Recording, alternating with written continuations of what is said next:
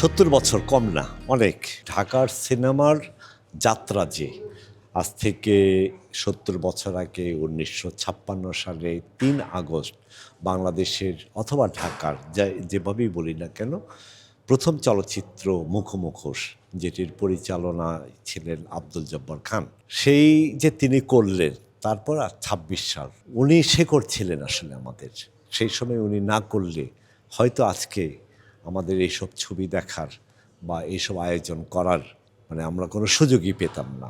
অনেক গৌরবোজ্জ্বল ইতিহাস ঢাকার সিনেমার এক সময় ছিল, আমি মনে করি এখনও আছে। হয়তো শেষ দিকে এসে অনেক কম ছবি পাচ্ছি আমরা, এবং আগে যে ধরনের ছবি আমরা পেতাম হয়তো ওই ধরনের ছবির মেজাজটা এখন অন্য যুগোপযোগী। এখনকার যে ইয়াং জেনারেশন প্রজন্ম যে ধরনের ছবি চায় সেই সব ছবিগুলো এখন নির্মিত হচ্ছে, কিন্তু সংখ্যায় কম। ছবি তো হচ্ছে না, কেমন করে অভিনয় করবে?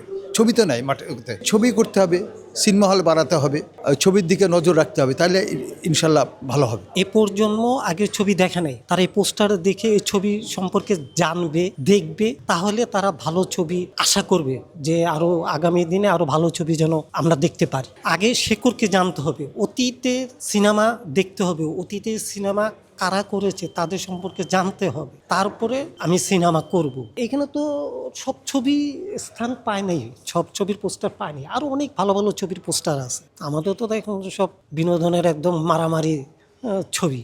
আসলে ওই ধরনের সামাজিক ছবি আগে আমরা যে ছবিগুলি দেখতাম, একটা হলে যে আমরা 4-5 বার ছবি দেখেছি, ছবির গান, ছবির কাহিনী ভালো ছিল, ওই জন্য দেখেছি। ওই ধরনের ছবি আর এখন হয় না।